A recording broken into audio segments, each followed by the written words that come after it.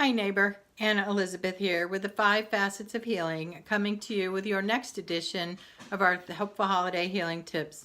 Today's tip comes from the Setting Boundaries category, and it's all about loving your perfect imperfections. For those of us who are perfectionists, who like things a certain way, who are accustomed to doing things a certain way, nobody does it better than we do. We've talked about that a couple of times in these videos. But we get into routines, rituals, habits, and we plan that that's what we're going to do every year. We feel efficient when we do the same things over. We usually, if you're like me, you're using your favorite dishes and treasured things that make you feel good. But then the flip side to that too around the holidays is many of us tend to, that perfectionism carries over, right? We tend to overdo. Our gift wrapping has to be just so.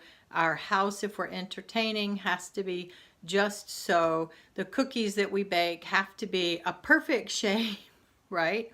All of those things. And I'm sure you can add many whatevers to the list.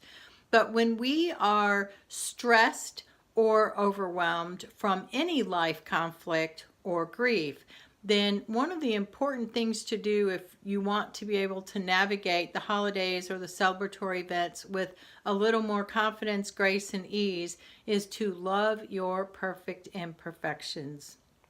There's honestly, nobody is perfect, and that ideal that we can somehow achieve perfection is just not realistic. And you know this, but sometimes it's easier said than done.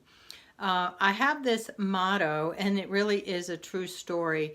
I've always been, as I said, a perfectionist, and many years ago I had to start letting things go. My life was overwhelmed. We're running businesses. We had young children at home. And one day I realized that, if people are coming to see me, then it doesn't matter what condition my house is in. And so I always say when people are like, oh, don't worry, don't come to my house because it's a mess and let's go out. And I always say, if you're coming to see me, my door is always open. But if you're coming to see my house, make an appointment. So unless your home is part of a parade of homes where people are buying tickets and paying money to come see your house, it really isn't that important. And the other thing that a wise person said to me many, many years ago is that oftentimes those things that we perfectionists plan to do and don't get to, and then we're kind of beating ourselves up over that, the only person who knows what's missing is you. Right? The people that are coming or that you're getting together with, they have no idea that there's something missing. Now, if you traditionally host gatherings at your home and you always have things a certain way, then that perfectionistic tendency and some of those other fear of judgment things can come into play.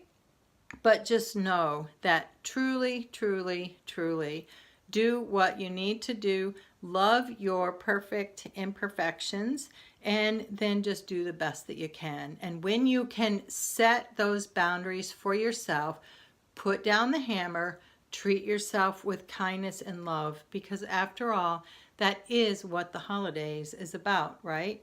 And somehow we've gotten it all sort of twisted around with this commercialism. So if you're feeling overwhelmed, you're looking for a way to navigate those days leading up to the holidays, then love your perfect imperfections, let things go, set those personal boundaries for yourself, be kind, love yourself. If you have tips or strategies that have worked for you, please share them with us, because as I like to say, together we are healing worlds of hurt. And if you'd like to know more about how you can find resolution in your conflict and grief, please visit us at the5facetsofhealing.com. As always, thanks for tuning in. Until next time, take care.